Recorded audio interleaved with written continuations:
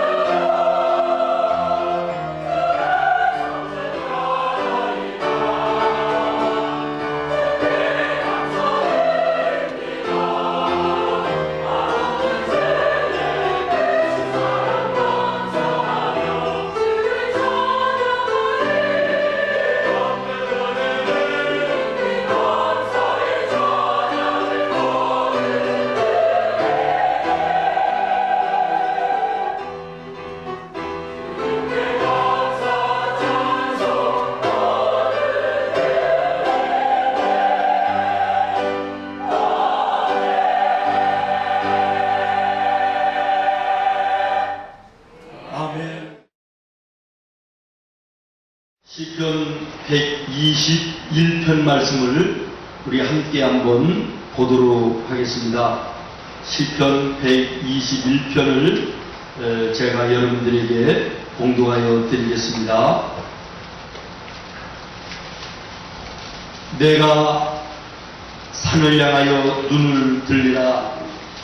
나의 도움이 어디서 올까? 나의 도움은 천지를 지으신 여호와에게서로다.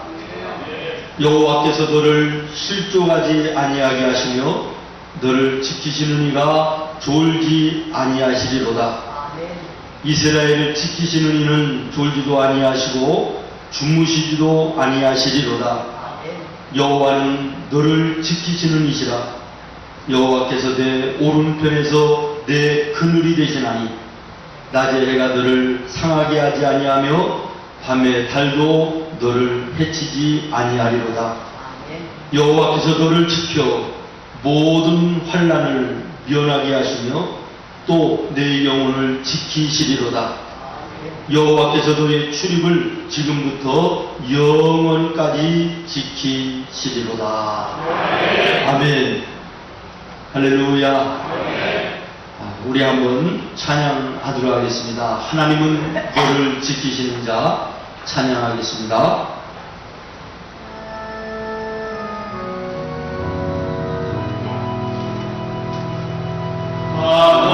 하나님은 너를 지키시는 자 너의 우편에 그늘 되시니 나의 해와 밤의 달도 너를 해치 못하리. 하나님은 너를 지키시는 자 너의 환난을 면케하시니 그가 너를 지키시리라.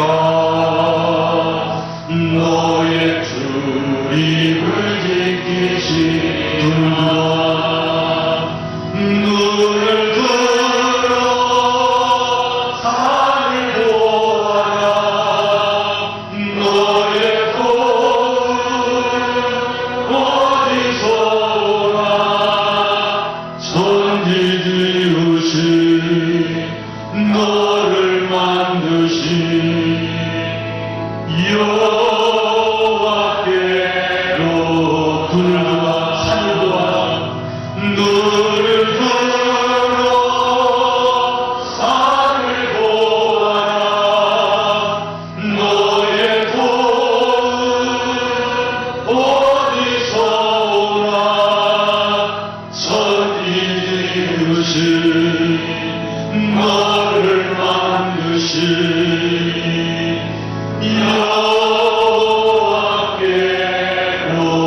여호와께로다. 할렐루야. 하나님으로부터 지음받은 우리 인생은 하나님의 보호하심이 없이는 살 수 없다고 하는 시편 기자의 솔직한 고백이며 표현인 줄로 믿습니다. 여러분 우리들의 삶 주변을 한번 살펴보십시오. 늘 사건과 사고가 끊어지지 않습니다. 어제 그저께 저는 인하대 병원의 중환자실에 이제는 더 이상 살 수 없으니 판명 나고 마지막 산소 호흡기를 띄기 직전에 우리 교회와는 전혀 관계가 없는 어느 한 분의 영혼을 위해서 찾아가서 예수님의 복음을 제시하고 그리고 하나님께 의식이 없는 가운데지만 간절히 기도하고 돌아왔습니다. 그 넓은 중환자실에 수없는 사람들이 처참한 모습으로 죽음의 시간을 기다리는 그 모습을 보면서 정말 내가 하나님 앞에 바로 살아야 되겠다. 열심히 살아야 되겠다. 하나님이 맡기신 일에 게을러서는 안 되겠다. 내가 하나님 앞에 섰을 때 잘했다고, 잘 살았다고, 내가 너에게 맡긴 모든 거 너는 최선을 다했다고 인정할 만한 삶을 살아야 되겠다라고 하는 이런 마음의 결심을 하고 돌아왔습니다. 여러분 우리가 강한 것 같지만 우리가 얼마나 연약한 존재들입니까? 그저 우리는 일상성 때문에 감사를 잃어버리고 삽니다. 오늘 아침에 당연히 어제 일어났으니까 오늘도 일어나겠지. 오늘도 시작이 되겠지. 여러분 아닐 수도 있음을 기억하시기 바랍니다. 49살밖에 되지 않는 그분이 며칠 전까지만 해도 건강했답니다. 보니까 키도 굉장히 크고요. 경치도 얼마나 좋은지. 그런데 순간에 쓰러져 이제는 죽음 직전에 이르는 그 모습을 보면서 여러분 건강 있음을 감사해야 돼요. 여러분 걸어서 하나님의 성전에 올라오는 것 당연한 것처럼 또 내일 월요일이니까 출근하겠지. 당연한 것처럼 아닙니다. 당연한 것은 없습니다. 하나님의 도와주심과 하나님의 보호하심과 하나님의 인도하심이 있기 때문에 오늘 우리가 있음을 기억하시고 매사를 하나님께 감사하는 하나님의 사람들이 되어야 될 줄로 믿습니다. 우리 인간은 한시도 하나님의 보호하심이 없이는 살 수 없는 존재임을 우리가 조금만 묵상하면 깨닫게 되는데, 우리는 너무나도 바쁜 나머지 내가 너무 건강하고 내가 할 수 있는 모든 것들이 내 힘대로 내 능력대로 되는 것처럼 착각한 나머지 우리가 하나님의 은혜를, 하나님의 함께하심, 하나님의 보호하심을 감사하지 못할 때 너무나도 많이 있는 것입니다. 시편 기자는 시편 121편에 이렇게 고백합니다. 나의 도움이 천지를 지으신 여호와에게서오다. 우리에게도 이와 같은 고백이 하나님 앞에 있어지기를 예수님의 이름으로 축원합니다. 사랑하는 성도 여러분, 하나님을 인정하고 하나님을 경외하며 그리고 하나님을 예배하는 자에게 하나님이 보호자가 되십니다. 하나님은 인격적이신 하나님이시기 때문에 당신을 인정하지 않고 하나님을 경외하지 않고 예배하지 않는 자는 관계치 않으시지만, 그러나 하나님이 계심을 인정하고 그 하나님을 경외하며 그 마음으로 예배하는 자를 보호하시는 것입니다. 이 보호하심의 은혜가 오늘 나와 여러분에게 있음을 감사하실 수 있기를 바랍니다. 오늘 본문 말씀에도 보면 3절에 예수 그리스도를 통하여 믿는 성도들에게 산 소망을 하나님이 주셨다고 말합니다. 그렇습니다. 예수로 말미암아 우리는 영원한 생명의 천국을 소망하는 산 소망으로 날마다를 살 수 있음에 얼마나 감사한지 모르겠습니다. 여러분, 소망을 가지고 사는 것과 소망을 잃어버리고 사는 것은 하늘과 땅의 차이입니다. 월드비전의 대사로서 섬기고 봉사하던 한비아 씨의 책을 읽다가 보니까 똑같은 아프리카의 척박한 동네에 곡식의 씨를 나눠주는데 옆에 동네를 나누다 보니까 바로 옆에 동네에 씨앗이 떨어져서 나눠주지를 못했는데 가뭄이 왔습니다. 그런데 곡식을 심어놓고 이제는 얼마 있으면 열매가 맺혀지겠지. 그리고 소망을 가지고 기다리는 동네의 사람들은 죽는 사람이 없는데요. 심어놓은 것이 없이, 다시 말하면 소망이 없는 이쪽 바로 옆에 동네는 사람들이 수도 없이 굶어 죽어가요. 무엇을 얘기하는 것입니까? 소망을 가지고 사는 자와 소망이 없이 사는 사람의 차이를 분명하게 말씀하는 거 아니겠습니까? 오늘 우리가 하나님 나라에 소망을 두고 사는 하나님의 사람들은 오늘의 삶에 어떠한 어려움과 혼란이 와도 그 소망을 붙들고 인내하는 것입니다. 인내 속에 하나님의 함께하심 속에 승리하는 것입니다. 그러나 소망이 없는 자는 인생을 포기하는 것입니다. 절망하고 무너지는 것입니다. 하나님은 예수 그리스도를 통하여 우리에게 산 소망을 주셨느니라. 그러면서 5절에 전능하신 하나님의 능력으로 보호해 주신다고 약속하십니다. 사람의 보호는 한계가 있지만, 세상의 보호는 한계가 있지만 하나님은 전능하십니다. 그러므로 그분의 보호하심은 영원한 것입니다. 변치 않는 것입니다. 사랑하는 여러분, 하나님을 인정하며 경외하며 예배하는 자를 하나님께서는 보호하십니다. 아멘. 에베소서 2장 19절에 보니까 그러므로 이제부터 너희는 외인도 아니요 나그네도 아니요 오직 성도들과 동일한 시민이요 하나님의 권속이라. 이제 너희는 하나님을 알지 못하고 인정하지 아니하는 저 세상 사람들과는 다르다는 거예요. 너희가 예수를 구주로 인정하면 하나님의 권속이 되는 은혜를 주시겠다는 거예요. 하나님의 권속이라는 뜻이 무엇입니까? 하나님의 영향권 안에 있다는 것이에요. 하나님과 한 가족이라는 것이에요. 그러므로 하나님이 보호하시며 그 인생을 책임져 주시는 줄로 믿습니다.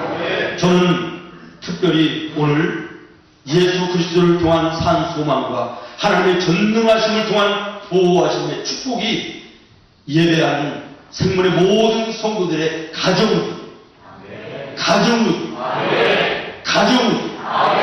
충만하기를 예수님의 이름으로 축원합니다. 가정이 중요합니다. 하나님께서 천지를 창조하시고 가장 먼저 만드신 최초의 믿음의 공동체가 에덴 동산의 가정이었습니다. 왜 하나님께서 천지 창조 이후에 가장 먼저 만드신 기관이 가정이었을까? 그것은 아마도 세상에서 가장 귀한 곳, 소중한 곳이 가정이기 때문인 줄로 믿습니다. 여러분, 나라가 망하는 것은 정치를 잘못하고 경제가 어려워서 망하는 것이 아닙니다. 가정이 무너지면 망하는 것입니다. 모든 길은 로마로 통한다고 세계를 호령하던 로마 제국이 멸망한 이유가 뭔지 아십니까? 정치가, 경제가 어려워서가 아니었습니다. 가정들이 부패하고 타락하여 무너졌기 때문임을 여러분 주목하시기를 바랍니다. 5월을 우리가 가정의 달로 지키면서 이제 오늘 우리는 이 5월의 마지막 주일을 하나님께 드립니다. 1년 내내 가정의 달이어야 되는데도 불구하고 5월 날로 규정한 것은 특별히 강조하는 것 뿐이지 1년 내내가 가정의 달이어야 될 줄로 믿습니다. 가정에서 성공하는 자는 인생의 성공자지만 가정이 실패한 자는 세상의 모든 명예와 부를 누렸다 할지라도 실패한 자임을 여러분 아시기를 바랍니다. 그야말로 오늘 우리가 살아가는 이 시대는 가정의 위기 시대입니다. 여러분 한번 옆에 분에 여쭤보시죠. 가정은 건강하십니까? 물어보세요 좀. 네? 가정은 건강하시냐고. 우리 예수 믿는 성도들의 가정이라고 해서 예외 아닙니다. 신앙 안에 있다고 하는 가정들도 흔들리는 가정이 얼마나 많은지 모릅니다. 병으로 약하여져 있는 가정들이 얼마나 있는지 모릅니다. 여러분, 굳이 어떤 통계를 가져다가 여러분에게 설명하면서 이 시대는 가정의 위기 시대입니다. 설명할 이유가 없을 정도로 모든 사람들이 가정의 위기 시대임을 공감하는 시대 아닙니까? 2012년도 작년입니다. 11만 4,300쌍이 이혼을 했더라고요. 놀라지도 않은데요. OECD 가입 국가 중에 이혼율 미국을 제끼고 1위입니다. 대단한 나라입니다. 옛날에 어르신들은요, 자녀들 키워서 짝지어 결혼시켜 놓으면 이제는 부모로서 할 일 다 했다. 그리고 한숨 이제 돌리셨는데 지금은 그렇지 않습니다. 이것들이 끝까지 잘 살아나. 옆에 사람 쳐다봐. 끝까지 잘 살 수 있을래나? 부모님들이 걱정을 하고요. 돌아가실 때까지 걱정. 여러분, 한 해에 11만 4,300쌍 이것은 보고된 것만이지 알게 모르게 자기들끼리 살다가 헤어진 사람들까지 오면 그 수는 헤아릴 수 없고 거기에 딸린 식구들 이혼에 대한 가정의 무너짐에 대한 상처로 인생의 괴로움과 고통을 당할 사람 수십 수백만을 여러분 아시기를 바랍니다. 얼마나 심각한 세상 속에 우리가 살아가는지 모릅니다. 우리나라가 어디까지 온지 아십니까? 통합민주당과 진보당, 통합진보당, 민주당 국회의원들이요, 소수자의 인권을 우리가 보장해야 된다. 동성애를 인정해야 되고 동성 간에 결혼하는 것도 허락해 줘야 된다. 국회에 입법을 제출했어요. 기독교계에서 쌍수를 들고 반대하고 서명해서 겨우 가라앉혀놨는데 언젠가는 다시 일어날 것입니다. 머지않아서 여러분 자녀들 가운데 엄마 남편 자리 데리고 올게. 그리고 데려왔는데 여자애가 와요. 여러분의 아들이 며느리감 데려올게요. 그랬는데 데려와서 보니까 총각을 데려와요. 이런 날이 머지않았다는 사실 여러분 기억하시기를 바랍니다. 여러분 기도하십시오. 하나님, 남자 며느리 보지 않게 해주시옵소서. 여자 뭐죠? 사위 보지 않도록 여러분 기도해야 돼요. 이게 웃을 일이 아닌데 이게 우리 나라에도 미국에는 옛날부터 있었던 일이고 우리나라에도 현실로 다가오고 있다. 정말 우리가 하나님의 말씀 안에 하나님의 창조의 질서를 우리가 생각하며 하나님께 기도하지 않으면 안 되는 시대 속에 우리가 살아갑니다. 건강치 못한 가정들 얼마나 많은지. 1000명의 학생들에게 조사를 해봤더니 가정에 만족하냐 불만이냐 무려 900명 이상이 가정에 대해서 만족하지 못한다고 이렇게 대답을 했다고 해요. 엄마 아빠들 옆에서는 웃고 승질거리고 그러는 것 같지만 여러분의 자녀들이 가정에 대해서 불만하고 불평하고 들어오고 싶지 않은 이런 아이들이 대부분이라는 사실을 여러분 기억하시길 바랍니다. 우리 집사님 손녀딸 쳐다보는데 계속 그럴지 모릅니다. 사랑하는 성도 여러분, 하나님이 보호하시는 가정이 되어야 됩니다. 여러분 철부지를 자식을 놓고 죽어가는 부모의 심정을 한번 상상해 보십시오.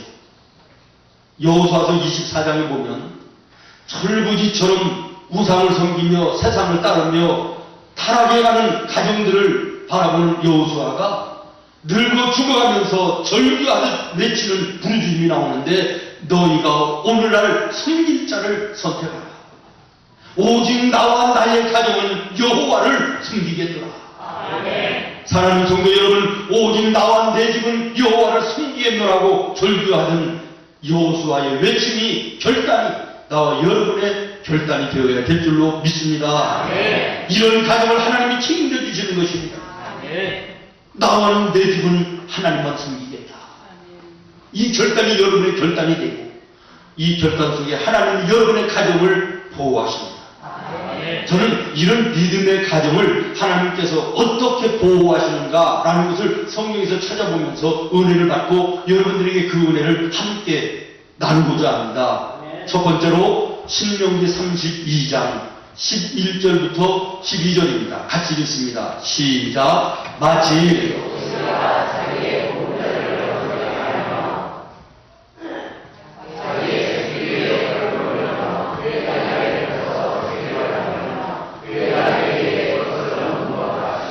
아멘. 다시 말하면 독수리가 새끼를 보호하듯 보호해 주신다. 아멘.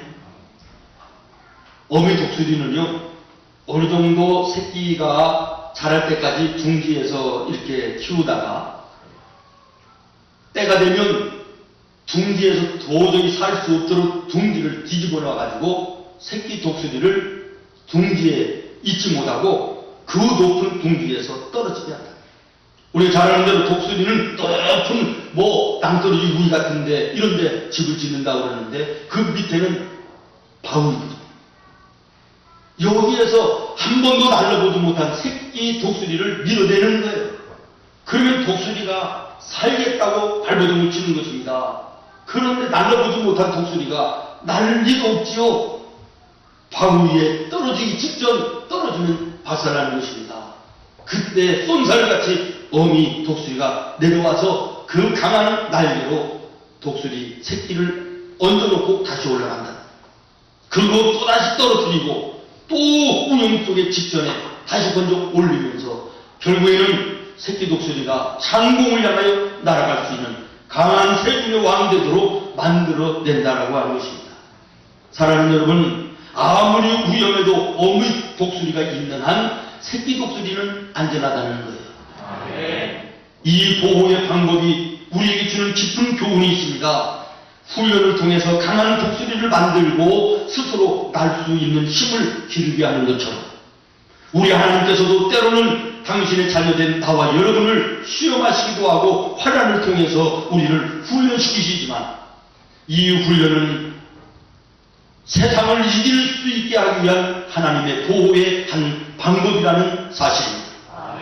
그리고 하나님은 절대로 우리를 떠나지 아니하시며 아무리 위기에 처할지라도 하나님께서는 위험 속에 우리를 건져주시며 우리를 보호하여 주시며 안전하게 하신다고 하는 말씀인 것입니다.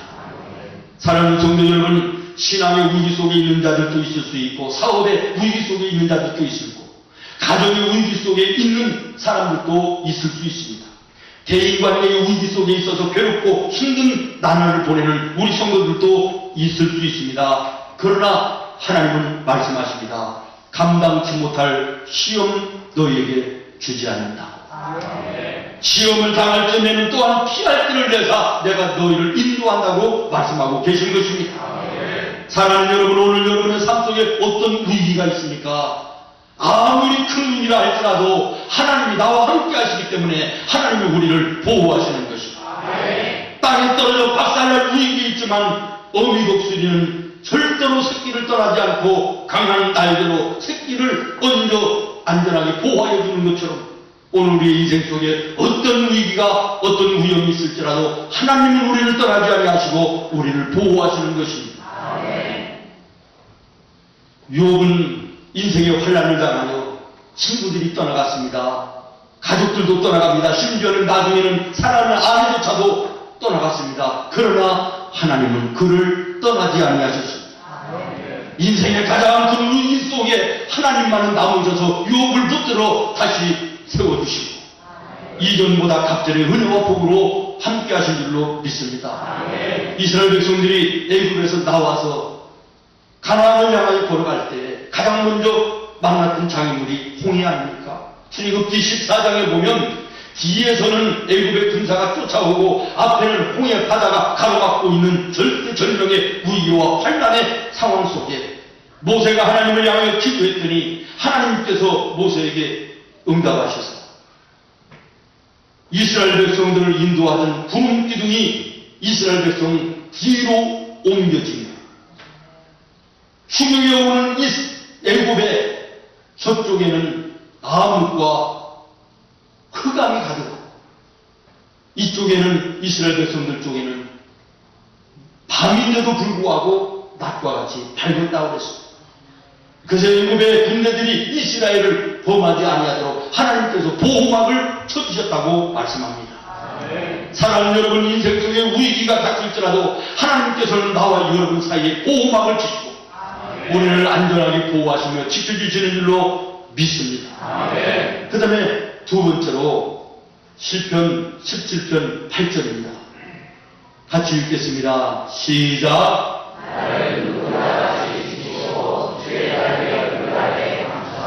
아멘. 두 번째는 눈동자같이 보호하신다. 따르겠습니다. 눈동자같이 보호하십니다. 아멘. 인간의 육체 모든 기관 가운데 눈의 자율신경이 가장 잘 발달되어 있다 그래요. 그렇기 때문에 우리가 무의식 중에 넘어졌을 때 코가 깨지는 일이 있고 체육대회 때 우선거사님 입이 깨진 이런 일은 혹 있을지 몰라도 심하면 눈 언저리는 다칠지 몰라도 눈동자가 다쳐지는 것은 극히 없다고 해요. 그만큼 이 눈은 순간 대처의 자율신경이 그렇게 발달되어 있다는 것이죠. 하나님께서 믿음의 사람들을, 믿음의 가정을 지켜주실 때 어떻게 지켜주신다고요? 눈동자처럼. 얼마나 귀한 말씀입니까?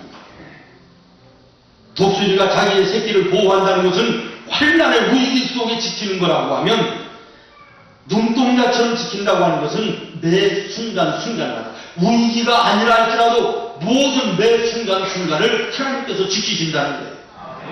지키시는데 어떻게 지키시느냐? 민첩하게 지키신다는 거예요. 눈 깜빡깜빡 순간에 날려오는 것도 눈 깜빡해서 보호하는 것처럼 민첩하게 지켜주신다는 거예요. 한순간도 놓치지 아니하시고 민첩하게 보호하시는 하나님의 보호하심이 여러분과 여러분의 가정에 있기를 예수님의 이름으로 축원해요. 여러분, 이 보호는 육신적인 보호만을 얘기하는 것은 아닙니다. 순간에 변할 수 있는 연약한 우리의 마음도 지켜주시고 순간에 빠질 수 있는 범죄의 자리에서도 우리를 보호해 주시고 순간의 도전 속에 넘어뜨리고자 하는 마귀들의 이 공격, 위험한 공격 속에서도 순간순간 우리를 지켜주신다는 거예요. 눈동자같이 지켜주시고 보호하시는 은혜가 여러분의 가정에 넘쳐나기를 예수님의 이름으로 축원합니다. 마지막으로 마태복음 23장 37절입니다. 시작.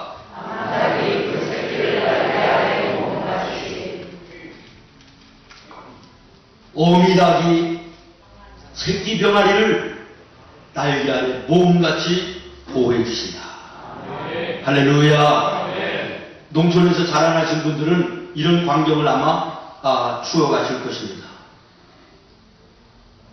어미닭이 병아리들을 몰고 병아리 때 뚱뚱뚱 가죠. 얼마나 정겹고 평화로운 모습입니까? 그런데 하늘에 솔개라든지 아니면 독수리 같은 거 아니면 뱀 같은 것이 나타나면 순간에 소리를 질러서 병아리들을 암탉이 날개 아래 모아놓습니다. 저는 그걸 본 적이 없습니다만은 그 솔개 같은 것이 내려와서 병아리를 쪼르르 가려고 암탉의 털을 전부 다 뽑아놔도 어미닭은 절대로 날개 밑에 있는 병아리들을 놓지 않는다고요. 자기는 죽어가면서도 피를 흘리면서도 놓지 않는다는 거예요. 하나님께서 당신의 자녀들, 당신의 자녀의 가정을 하나님이 지켜주실 때 어떤 모습으로 지켜주신다고요?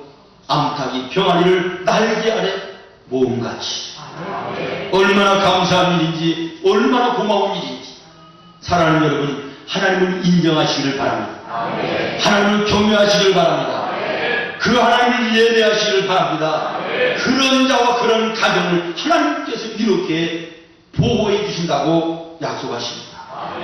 이사야서 46장 3절 말씀에 보면 배에서 태어남으로부터 내게 안겼고 태에서 남으로부터 내게 업힌 너희여, 너희가 노년에 이르기까지 내가 그리하겠고 백발이 되기까지 내가 너희를 품을 것이라. 내가 지었음즉 내가 업을 것이요 내가 품고 구하여 내리라. 하나님 나라의 길은 그날까지 하나님께서 나와 여러분을 품어 안으시고 우리를 우주 속에서 구하여 내시며 하나님이 기뻐하시는 의의 길을 걸어가며 기뻐할 수 있는 산소망의 아름다운 은혜를 우리에게 허락해 주시는 줄로 믿습니다. 하나님께서 이스라엘 백성을 아멜렉에서 미디안에서 아수리에서 블레셋 대적으로부터 보호하여 지켜주시고 인도하여 승리하게 하셨던 것처럼 오늘 우리를 대적하는 모든 무리들로부터 우리를 보호하시며 우리를 인도하실 것입니다. 독수리가 새끼를 안전하게 보호하여 주는 것처럼 눈동자처럼 암탉이 병아리를 날개 아래 모음으로 보호하여 주는 것처럼 그 하나님이 우리를 보호하여 승리케 하실 것입니다. 오늘 우리는 이것으로 인하여 하나님께 감사하면서 여호와는 나의 목자시니 내가 부족함이 없습니다. 하나님께 감사하고 찬송하는 이 아름다움의 신앙의 모습이 오늘 나와 여러분의 가정에 있기를 예수님의 이름으로 축복합니다. 기도하겠습니다.